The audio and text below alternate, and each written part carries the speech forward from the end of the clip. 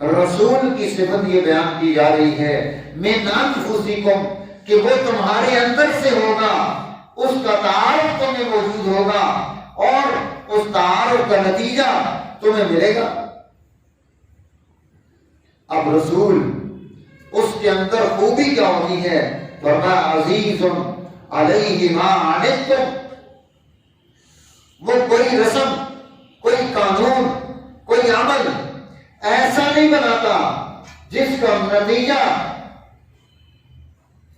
انسانی سوسائٹی میں مصیبت پریشانی پیدا ہو جائے، مسئلہ کھڑا ہو جائے، صعوبت پیدا ہو جائے۔ اس نے اپنے قوانین کی بنیاد، اپنے رسوم کی بنیاد، اپنے اعمال کی بنیاد ایسی رکھی ہوتی ہے کہ جس سے کوئی دوسرا انسان کسی تکلیف اور مصیبت میں مبتلا نہیں ہوتا۔ رسول ہیں، ہادی ہیں، رہنما ہیں، لیکن وہ ہدایت کا قانون وہ اختیار کر رہے ہیں جس میں انسانیت کے لیے آسانی ہو۔ اور آج قانون کیا بنائے جاتے ہیں؟ کن رسوم پر قوموں کو چلایا جاتا ہے، کون سے اعمال ہم سے کرائے جاتے ہیں، کتنا تمام زندگی انسانیت کی مشکل میں ڈال دی، مسائل کھڑے کر دیے۔ اور آج تو ایسا دور آ گیا کہ کوئی کسی کی تیمارداری کرنے والا نہیں رہا، کوئی کسی کے جنازے میں شامل ہونے والا نہیں رہا، کوئی نہلانے والا، کندھا دینے والا نہیں رہا۔ ہر ایک کو دوسرے سے ایسا قانون بنایا، ہر ایک کو انسانیت سے الگ کر دیا، ایسا ماحول پیدا کر دیا۔ اور رسول وہ ماحول پیدا کرتے ہیں کہ جس سے انسان انسانوں کے کام آ رہا ہوتا ہے، جس سے انسانیت قریب ہوتی ہے، جس سے محبت پیدا ہوتی ہے، جس سے تکلیفیں اور صعوبتیں دور ہو جاتی ہیں، جس سے پریشانیاں ختم ہو جاتی ہیں۔ اللہ کے حبیب جو ہمارے لیے قانون لے کر آئے، شریعت لے کر آئے، وہ قانون اور شریعت کیا ہے؟ فرمایا حضور نبی کریم صلی اللہ علیہ وسلم نے کہ میں تمہارے لیے شریعت کون سی لے کے آیا؟ بعثت بالحنفیہ، میں وہی حنفیت امام حضرت ابراہیم خلیل اللہ علیہ السلام جو دین اور شریعت لے کر آئے، جو قانون لے کر آئے، جس کی ابتدا سیدنا ابراہیم خلیل اللہ فرما رہے ہیں، جس کی انتہا جناب محمد الرسول اللہ صلی اللہ علیہ وسلم پر ہو رہی ہے۔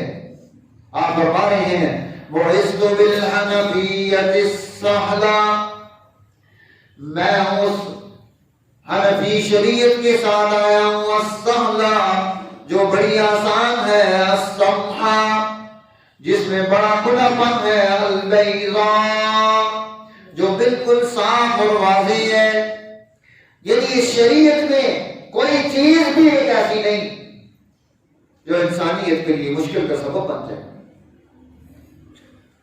جو اسے صعوبت میں مبتلا کر دے۔ آپ دین کے تمام قوانین کو اٹھا کر دیکھیں، ہر قانون ایسا بنایا کہ جس کے نتیجے میں انسانیت کو سہولت میں اثر آ گئی۔ کوئی قانون ایسا نہیں جو انسانیت کے لیے پریشانی کا سبب ہو۔ وہ قوانین ہمارے دینی اعتبار سے، نماز اور روزے کے اعتبار سے ہوں، وہ قوانین اخلاق کے اعتبار سے ہوں، وہ قوانین معاشرت کے اعتبار سے ہوں، معاملات کے اعتبار سے ہوں، حقوق کے اعتبار سے ہوں، جتنے بھی شرعی قانون ہیں، ان تمام قوانین کی بنیاد کیا ہے؟ السہلہ السمحہ، سہولت اس میں رکھی اور اس میں بڑا کھلا پن رکھا، اور یہ صفت بیان فرما دی حضور نبی کریم صلی اللہ علیہ وسلم کی کہ آپ انسانیت کے لیے سہولت والا قانون پیدا کریں۔ اللہ سے قانون لینا، اس قانون کو انسانیت کے لیے سہولت والا بنانا، اس کے لیے اسے ماحول فراہم کرنا، اس کے مسئلے کو حل کرنے کے لیے پالیسی ترتیب دینا، اس کے لیے پورا میکانزم بنانا، حضور علیہ السلام نے اپنی پوری زندگی اس پر صرف کر دی کہ ایک انسان اپنی معاشرتی زندگی میں کسی پریشانی میں مبتلا ہو، اسے کوئی دکھ نہ ملے، اسے کوئی پریشانی نہ ملے۔ نماز کا قانون تھا تو اس کے لیے بھی حضور علیہ السلام نے رہنمائی ارشاد فرما دی کہ تم کون سی صورتیں پڑھو، کتنا پڑھ سکتے ہو، صبح کی نماز میں کتنا پڑھو گے، عصر میں کتنا پڑھو گے، عشاء میں کتنا پڑھو گے، ترتیب بتا۔ اور جہاں پر اگر کوئی اس قانون کے خلاف ورزی کر رہا ہے تو حضور علیہ السلام اس سے ناراضگی کا اظہار فرما رہے ہیں۔ حضرت معاذ بن جبل کا واقعہ آپ کے سامنے موجود ہے کہ حضور علیہ السلام نے فرمایا فتان یا معاذ کہ تو لمبی نمازیں کس لیے پڑھا رہا ہے؟ وہ اور بھی زندگی کے سارے مسائل اب تجارت کے اعتبار سے حضور نبی کریم صلی اللہ علیہ وسلم ارشاد فرما رہے ہیں رحم اللہ رجلا، اللہ اس شخص پر رحم فرمائے، سمحن جو بڑا گناہ ہے، اذا باع و اذا اشترى جب وہ کوئی چیز خریدتا ہے یا کسی چیز کو بیچ رہا ہے، رجلا سمحن اس میں وسعت پائی جاتی ہے، اس میں کھلا پن پایا جاتا ہے، وہ خریدنے میں بھی اور بیچنے میں بھی انسانیت کے لیے سہولت کے پہلو کو سامنے رکھتا ہے۔ سہولت کا پہلو، اس میں دھوکہ نہ ہو، اس میں فراڈ نہ ہو، اس میں دو نمبری نہ ہو، اس میں کوئی بے ایمانی نہ ہو، دوسرے کو میرے ذریعے سے نقصان نہ پہنچ جائے۔ سمحن اللہ کے حبیب فرما رہے ہیں رحم اللہ رجلا، اللہ اس آدمی پر رحم فرمائے، سمحن جس نے اپنے خریدنے اور فروختنے میں قانون تجارت میں وسعت پیدا کر دی۔ وسعت میں کیا ہوتا ہے کہ وہ دوسروں کو بھی ساتھ لے کر چل رہا ہے اور اپنے تمام لوگوں کے مسائل کو ساتھ ساتھ حل کر رہا ہے۔ یہ نہیں کہ جو گندی چیزیں ساری ڈال دی، کوئی شریف آدمی آ گیا اس کو سمجھ نہیں آئی، ادھر ادھر دیکھ رہا ہے، یا بچہ آ گیا سارا اسے ڈال کے دے، وہ یہ دیکھ رہا ہوتا ہے کہ میرے سے دوسرے کو نقصان نہیں پہنچنا چاہیے۔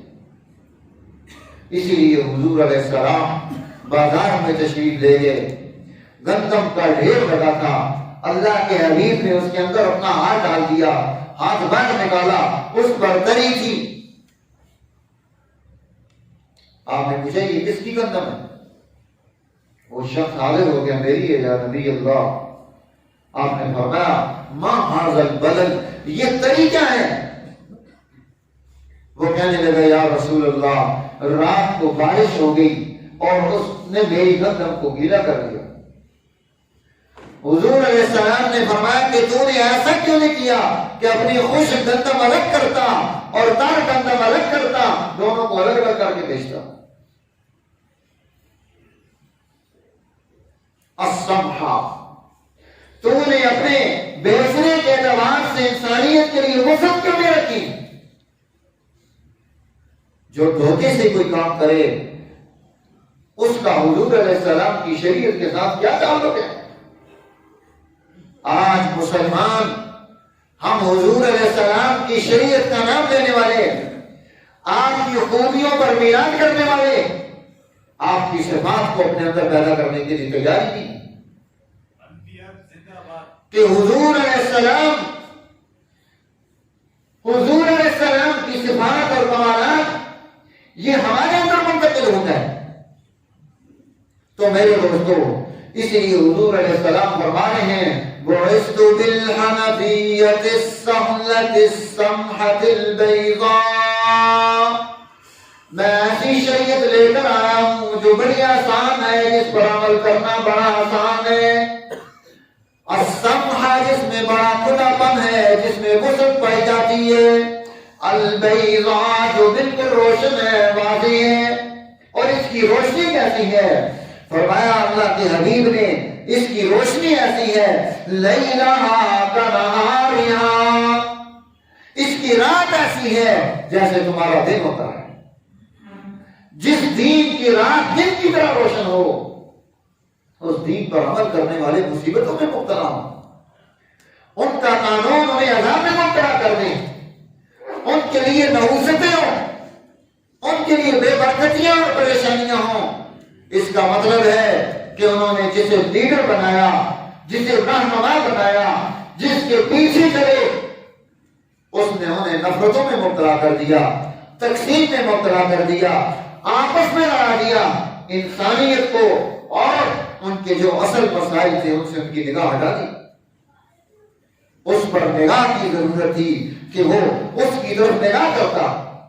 تو یہ شریعت کے تمام قوانین، دین اسلام نے ان تمام قوانین میں انسانوں کے لیے کتنی وسعت رکھی، یہاں تک کہ حضور نبی کریم صلی اللہ علیہ وسلم یہ ارشاد فرما رہے ہیں جب تم گھر میں سالن بناؤ تو اگر شوربے والا سالن ہے تو اس میں شوربے میں اضافہ کر دو۔ کس لیے اضافہ کر دو؟ اس لیے کہ تم اپنے پڑوسی کا خیال رکھ سکو، تمہارے کھانے میں وسعت ہو، تم ایک پیالہ دوسرے کے گھر میں بھی بھیج سکو۔ جو دوسرے کے گھر میں ایک پیالہ کیا بھیجے گا، اسے تو یہ بھی نہیں پتا کہ پڑوس میرا تو کون ہے۔ کسی پڑوسی کے گھر جانا ہے شمار کیا جاتا ہے، کسی کو سلام دعا کرنا وہ ہے ہو گیا۔ ہم نے اپنے دین کی ان وسعتوں کو اپنی زندگی سے نکال دیا کہ دوسروں کو اس دین کے ذریعے سے کیسے فائدہ حاصل ہوگا۔ ایک بڑے اللہ والے، ان کے پاس ایک مفتی